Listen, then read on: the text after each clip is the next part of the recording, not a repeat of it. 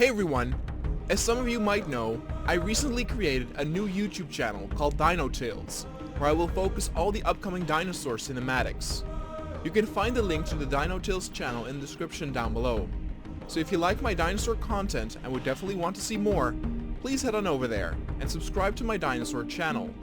I hope by doing this to cater my videos more to those only interested in the dinosaur videos and give you the content that you want to see. Currently I'm uploading the current season episodes on there, but we'll start the newest season there very soon. Also, since I already started this season on the Kanoa channel, I will still finish it in its entirety on here as well. Thanks, and enjoy the rest of the episode.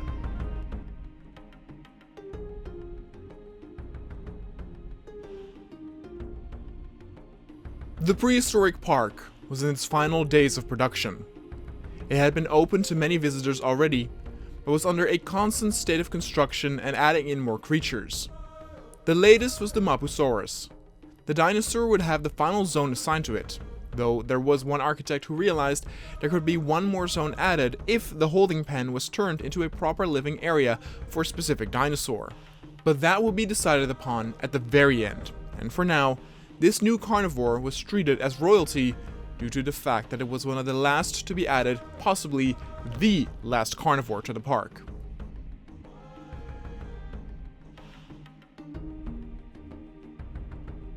The Mapusaurus was once again a dinosaur that was not inherently introduced and created in the original park, but instead only recently been manufactured with the custom DNA splicing that was gaining traction amongst the scientists.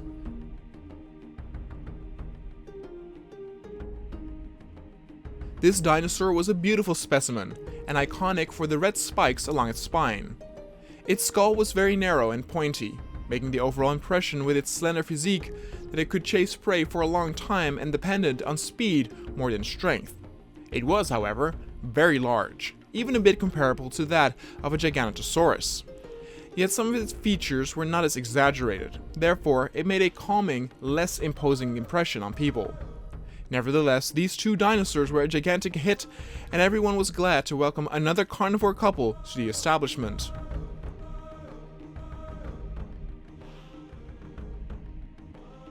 The moving of the dinosaurs went swell, and the overall personality of both dinosaurs was very calm.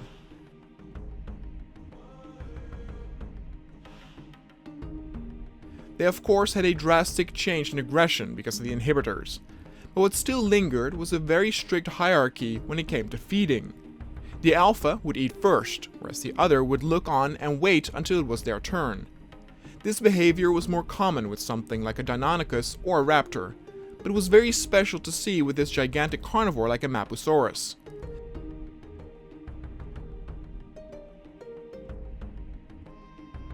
And thus, this final guest was welcomed with open arms.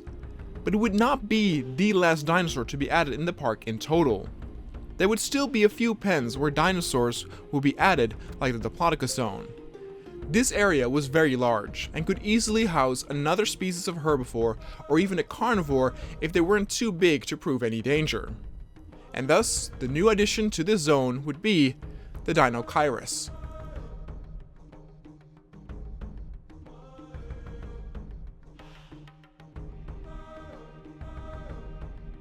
This very unique looking creature was still a big mystery to many scientists and archaeologists out there, so maybe with the recreation of this dinosaur, it could shed some light and provide some answers.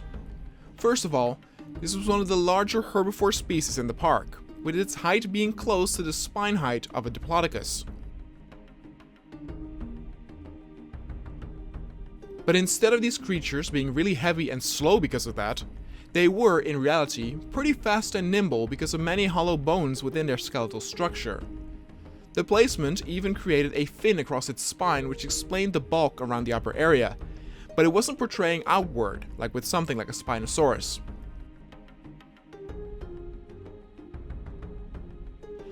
In terms of comparison, it shared some similarities to a Hadrosaur, but compared to some of those similar species, these Deinochirus were so much bigger.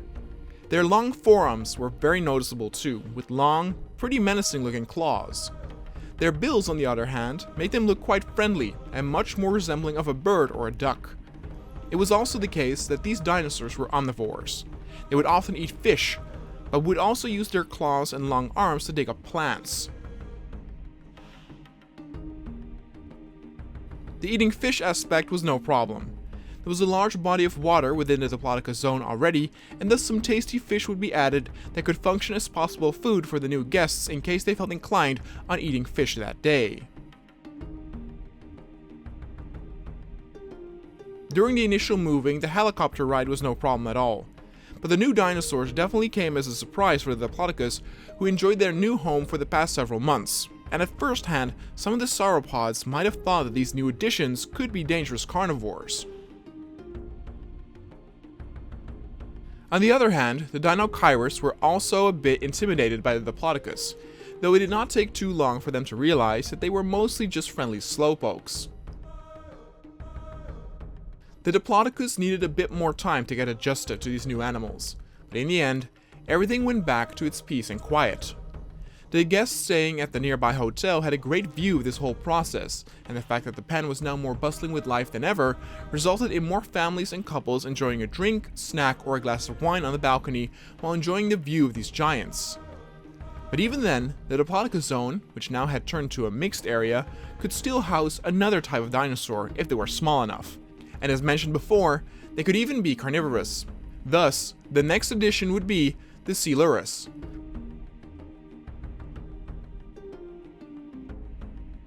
This critter was really tiny, yet very pretty with its bright color pattern and feisty attitude. A lot was unknown about this dinosaur as well, including the found skeletons were often incomplete or later put into a different category of species. Because the information was so limited, DNA and samples were used from other creatures to complete the code, so this version of the Seilerus could alter a bit of how the dinosaur actually looked, and this alteration went further than the argument that dinosaurs had feathers or not. But the size of these dinosaurs was smaller than, let's say, a Deinonychus or a raptor, and were therefore perfect for adding to the mixed zone with the Diplodocus and Deinochirus. The other dinosaurs were in no danger, and though these new living guests would be very quick and jittery, they would not be causing too much of a havoc where the other dinosaurs got stressed out. Besides, there would be plenty of meat to be provided to keep the overall mood very calm, and thus the three species would be able to live in harmony with ease.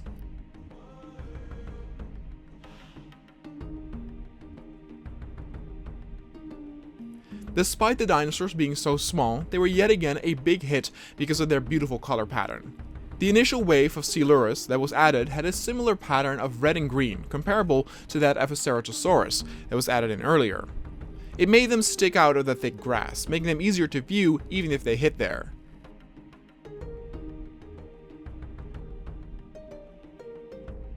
These creatures were indeed so small that their addition was barely noticed by the other giants already in the area. Maybe to them they were more like insects. Since the zone was so wide, a total of 15 would be added, and the later additions had a much more varied color scheme, with the most notable being the ones with a bright yellow head and a lightish gray colored body. They were a stark contrast to the ones with the reddish hue, but they looked very pretty and colorful when traveling close in a pack.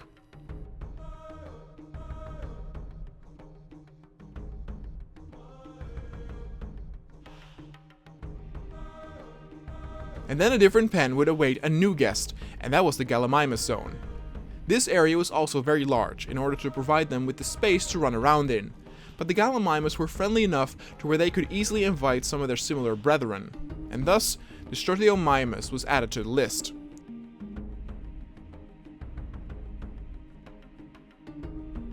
In a way, things had gone full circle.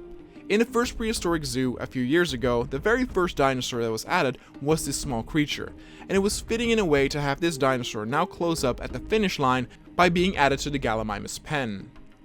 Their beautiful color variations and more kid-friendly look made them a big hit amongst the younger visitors, and since this symbolized the coming end and official full opening of the park, people were very excited to get a glimpse.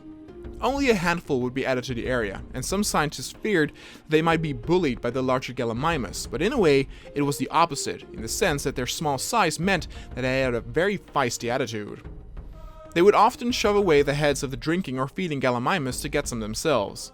They were almost comparable to those nasty, small handbag-sized bark dogs that had an attitude like a maniac, despite being so small and able to be bitten in half by something like a German Shepherd. And with that, the final dinosaur had been moved to the zone in the area. The park was done and about to fully open officially, but as said before, the holding area could still be turned into a proper living area, so possibly one more zone would be created, after which of course a proper tour of the finished park was in place.